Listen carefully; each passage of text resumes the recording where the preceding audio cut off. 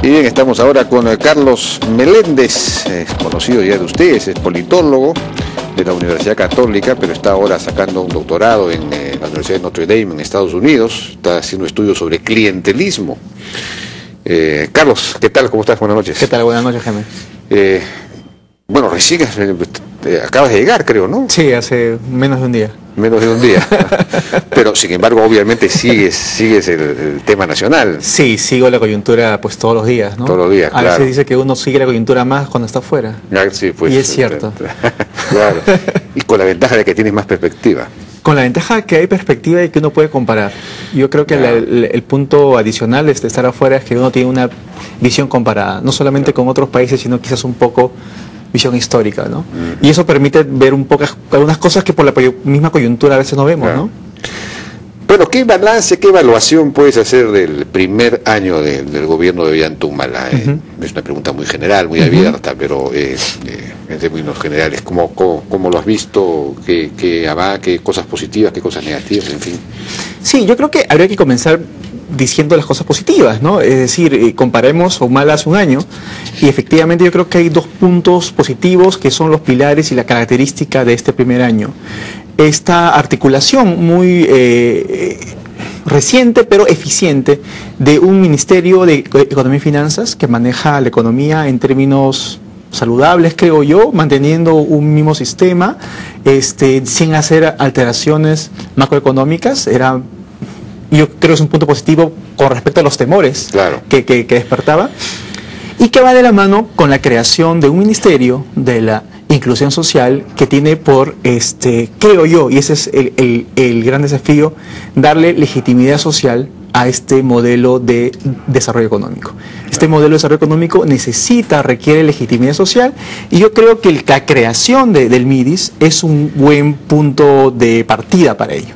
Yo creo que es una buena conjunción. Yo creo que además hay una buena, si nos damos cuenta en estos tres gabinetes, entre los que se han mantenido figuran mucho estos técnicos del MEF, con sus aliados en algunos sectores, más la inclusión de Carolina Trivelli en el Ministerio de la Inclusión, lo cual hace una buena articulación. Sin embargo, creo yo que esto es como en el fútbol, como en la selección peruana.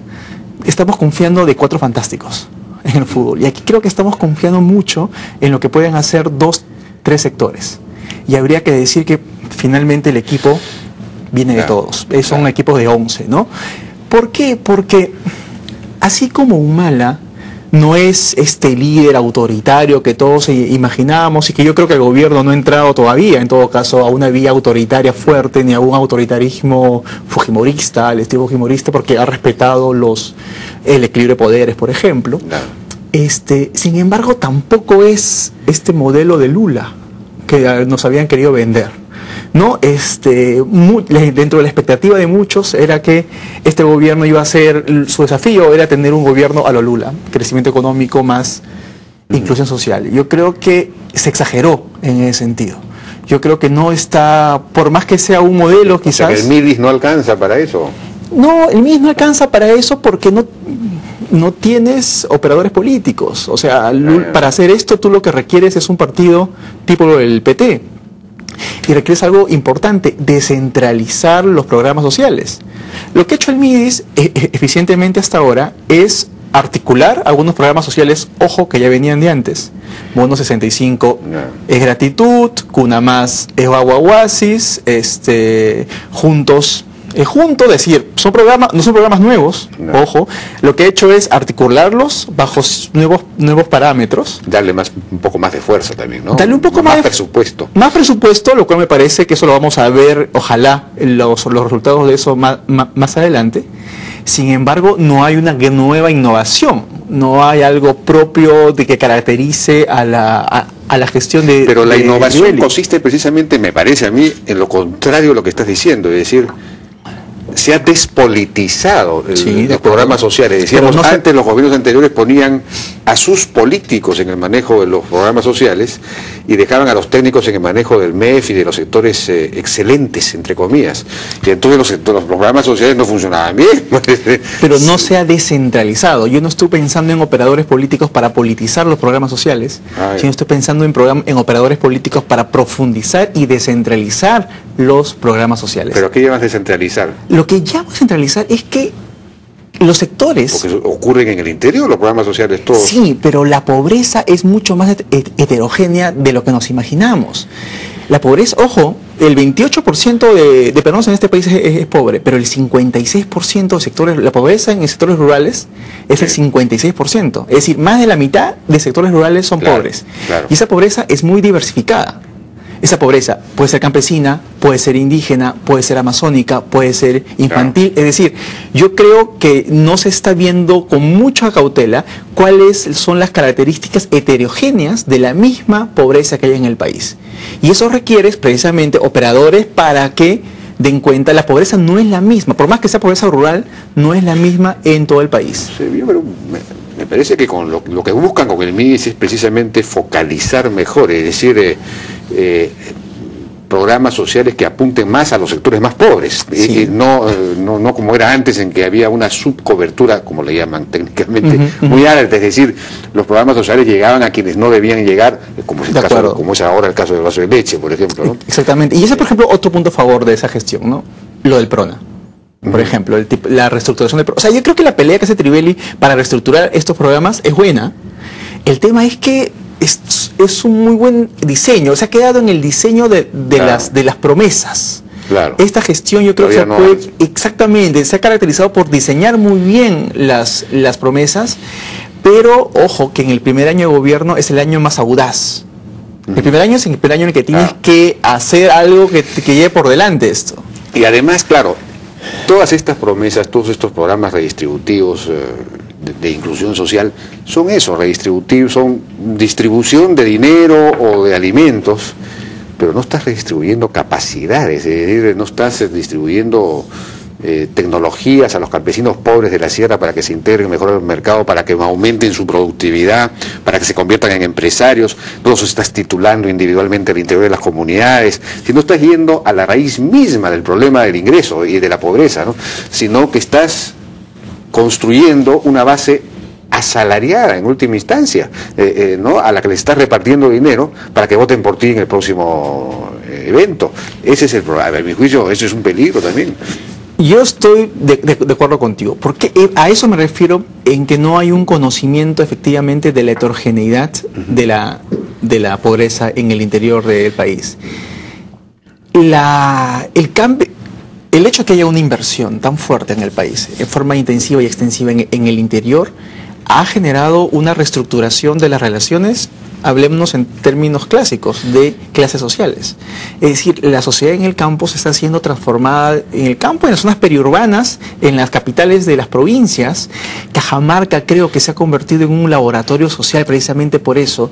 Yo creo que en Cajamarca no hay una conflictividad social tan álgida porque sean solamente operadores políticos los que estén atrás, sino porque hay unas tensiones sociales que tienen que ver con estos nuevos grupos que han aparecido y que entran en tensión. Por ejemplo, ¿qué pasa cuando tú tienes una gran inversión de mineras en las zonas rurales, en el campo? Hay algunos perdedores y hay nuevos perdedores. Hay migrantes, gente que migra del campo, campesinos desclasados que dejan de hacer agricultura y comienzan a hacer servicios para las mineras.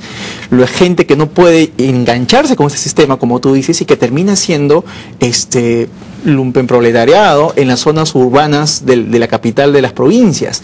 Hay una lucha de clases, por decirlo en términos clásicos, en estas zonas donde hay una fuerte inversión. Cuando hay mucho dinero, como hay mucha inversión, se reestructuran las relaciones sociales. Y lo que estamos viendo, por ejemplo, es una reestructuración de estas tensiones sociales en el interior del país. Finalmente, ¿por qué hay tanta protesta y tanto rechazo a la minería en el país? Porque precisamente son los perdedores de este modelo, que son los ronderos. Finalmente los ronderos son campesinos. Claro. Campesinos que tienen, ojo, no son los campesinos más pobres tampoco. Los ronderos deben ser algo así como la clase media alta en el campo. tienen tiempo para organizarse, tienen organización, tienen caballos, tienen ganado, ¿no? Entonces ellos son los perdedores. ¿Pero en qué sentido perderían? Porque perdedores relativos con respecto a la gente más abajo de la pirámide social en el campo, que son los que efectivamente podrían estar a favor de la minería. Es como si ellos están en medio de los ganadores de inversión minera están arriba y abajo de ellos. Claro, es como en la misma ciudad de Cajamarca, en donde tienes que un trabajador de la mina puede ganar 5 o 10 veces más que de hecho que un profesor, que un maestro, e incluso que el director regional de educación o que el presidente, ¿no? Un trabajador, digamos, se alteran las pirámides de estatus por completo. ¿Te das cuenta? Entonces, los que terminan organizando esto finalmente son gente que son los perdedores de este sistema, pero que tienen un plus y una diferencia con respecto a los demás, que están organizados, que cuentan con una organización tradicional. Las rondas campesinas tienen 50 años en el país y en Cajamarca es una organización muy fuerte. Entonces, yo creo que hay que leer la conflictividad social del país en esos términos, en términos de unas tensiones sociales, para ponerlo en términos, voy a ser marxista, ¿ya? Pero en términos de lucha de clases. Lo que está pasando en Cajamarca es una fuerte inversión, es una lucha de clases, donde hay un sector que está perdiendo y que tiene la capacidad de movilización que no tienen otros sectores, y por eso es que 1/3 del país puede poner en jaque a un sistema que beneficia al conjunto de la nación.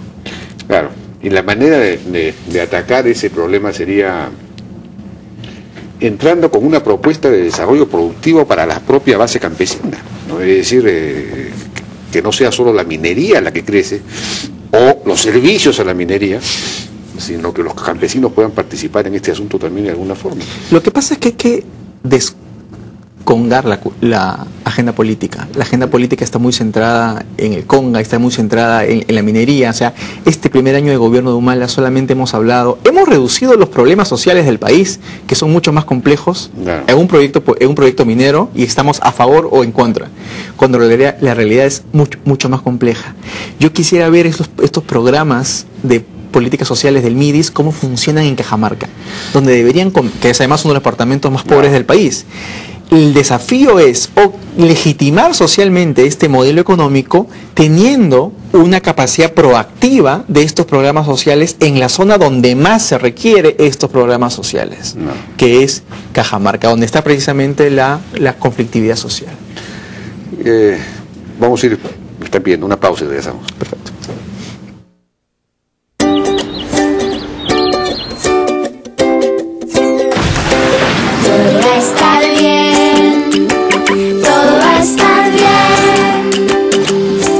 Lo que pase, sé que todo va a estar bien. La vida está llena de peligros que no podemos evitar. Preocúpate menos, pase lo que pase. RIMAX Seguros. Todo va a estar bien. Ya empezó la gran liquidación de Oesle. Moda a precios aún más bajos si llegas a tiempo. 50% de descuento en miles de productos de temporada. Más 10% de descuento adicional con tu tarjeta O. Solo en Oesle.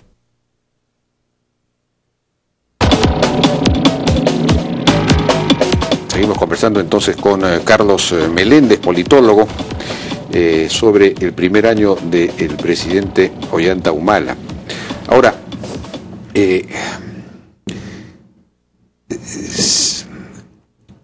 este gobierno ha avanzado en su primer año algunas reformas, ¿no?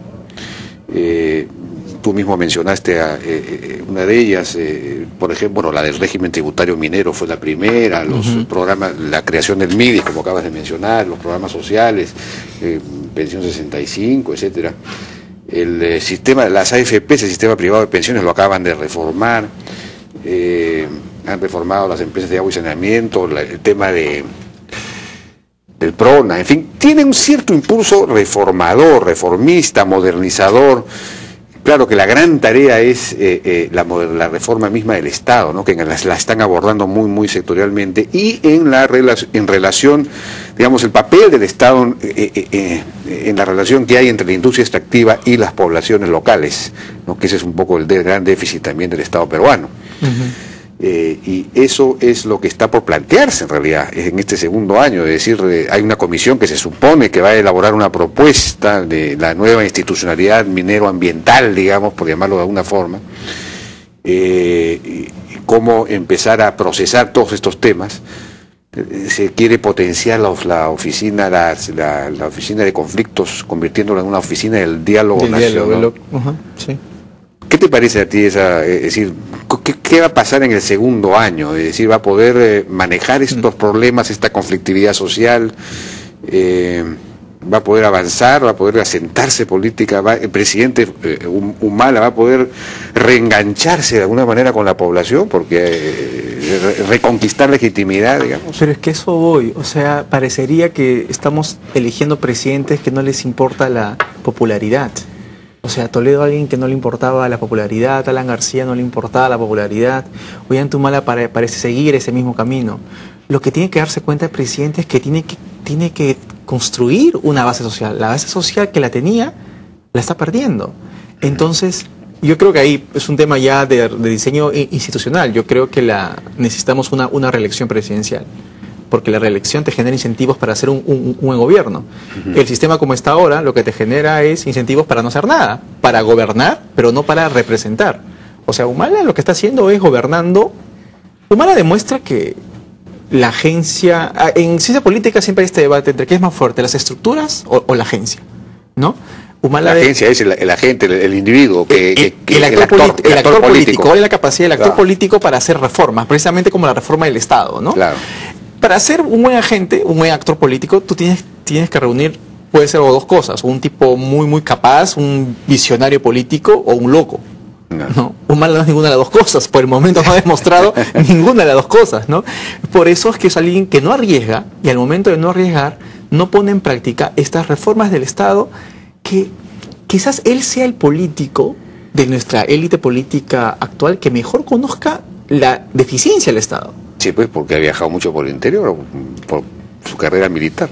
Y él ha luchado en zonas de estado de emergencia, donde precisamente él en el libro de testimonios que tiene, él cuenta que él tenía que ser no solamente comandante, tenía que ser también juez, tenía que ser abogado, tenía que ser hermano, tenía que ser padre. Él citas textuales de él.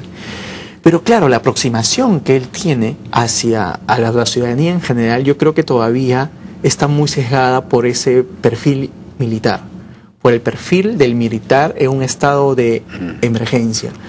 Él no sabe ser político, no es político. No es político. No es político, ni creo que termine siendo un gran político, porque para ser político tienes que, en primer lugar, buscar el apoyo de la gente. No está buscando apoyo de la gente, parecería que no le importara caerle bien a la gente, ¿no? O sea, y segundo, yo creo que sí lo está buscando, porque viaja con ya un poco mayor frecuencia al interior, se pone la ropa de la gente, en fin, pero no está enganchando en lo que a la gente realmente le está interesando. Entonces, porque, por ejemplo, no ha pedido perdón por los 17 muertos. O sea, es un gesto tan importante. ¿Por qué los políticos en el Perú, digo yo? Y el tema de Cajamarca, me imagino que también tendría que explicar por qué cambió. Hay un poco el mito también de que él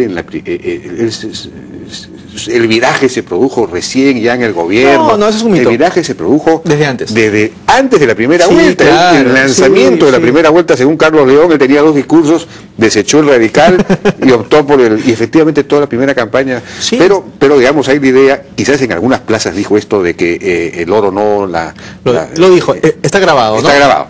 Entonces, claro, él tendría que explicar, ¿no? Tendría que explicar, pero una vez que ya hay los costos sociales de esto, los costos de víctimas de ciudadanos de esto, pedir perdón. O sea, tiene que reconciliarse con los que están decepcionados de él. Claro. Lo cual no significa necesariamente seguir la agenda de ellos. No, claro. Pero decirle, mira, yo soy presidente de todos los peruanos, voy a tratar de hacer lo que puedo por la agenda que siempre he luchado, pero primero tiene que pedir perdón. Claro. Tiene que pedir perdón a las 17 familias de las víctimas por conflictos sociales. ¿Por qué? Porque eso implicaría que hay un reconocimiento del presidente con sus ciudadanos. No tenemos una política de ciudadanos. Tenemos políticas o populistas clientelares que ven pobres, que ven gente marginados para excluir al sistema, pero y esto es una de las habilidades de este gobierno, hay que decirlo claramente, el tema de cómo se pone orden en este país, de cómo se hace presencia del Estado en este país. Se hace orden, se hace presencia del Estado, no mirando a ciudadanos, sino mirando a revoltosos, mirando como si el pueblo fuera el enemigo de la patria. No, lo que pasa es que ahí sí ese es un buen debate que habría que hacer, ¿no? Lo que pasa es que el Estado más bien no es preventivo incluso en la aplicación de la ley, es decir, de acuerdo, cuando hay un dirigente que bloquea una carretera, no hay nadie capaz, no hay ningún fiscal que se atreva a denunciarlo, menos un juez a procesarlo, y entonces la impunidad reina siempre y entonces al final es la policía la que tiene que entrar a resolver el problema, y cuando se ve desbordada termina disparando. Eso es lo que pasa. Digamos, si tuviésemos un poder judicial eficiente que realmente procesara los delitos que se cometen, no la protesta, pero sí los delitos, entonces no sería necesario usar la policía. Es decir, yo digo, ¿es posible poner orden respetando los derechos humanos y respetando la democracia? Ojo, el ministro del Interior que ha entrado es un tipo que tiene formación y muy sensible a los temas de derechos humanos. Sí. Yo creo que ha sido buenos los cambios. Sí, ese es un buen cambio. Sí, ese es un buen cambio. Yo le quiero decir, ojalá que renuncie si es que hay alguna víctima de derechos humanos. O sea, ya que él es un tipo sensible, al tema de derechos humanos, si es que los conflictos sociales siguen llevándose, sigue ese patrón, ¿qué vamos a hacer? O sea, esta es la gente que tiene que gobernar, poner orden, presencia del Estado, respetando el debido proceso. Lo tienen que hacer ellos. Sí, pero el problema es que tiene que eso formar parte de una política que asegure que no se llegue a esos extremos. Por eso. ¿No? Es decir, tiene que haber una política de orden en el sentido de orden democrático, ¿no? Pero el orden democrático tiene que ir de la mano con políticas que combatan la desigualdad. He recogido... bueno, eso claro. Pero ¿sabes por qué te lo digo? Porque hay unos testimonios que he recogido de gente que ha ido a Cajamarca y sale el empresario, el representante de la CONFEP y dice: Cajamarca pierde 17 millones de dólares por un día de paro. El cajamarquino de pie se ríe y dice: eso es lo que queremos. Porque no lo esté perdiendo él. Sí, pues. Él siente que no lo pierde. ¿Te das cuenta? Siente que lo pierden los empresarios. Le dice: yo feliz. No. Hay un trasfondo de tensiones sociales en este país, que es finalmente lo que está detrás de toda esta conflictividad, y Humala tiene la responsabilidad de estar a la altura de este gran desafío que le ha tocado. Y las camionetas 4x4, en fin, toda la... Bueno, ya nos ha ganado el tiempo, me están pidiendo cerrar la entrevista. Carlos, muchas gracias por tu participación. No, gracias, Jaime. Muchas gracias. Fue Carlos Meléndez, entonces. Vamos a una pausa y regresamos.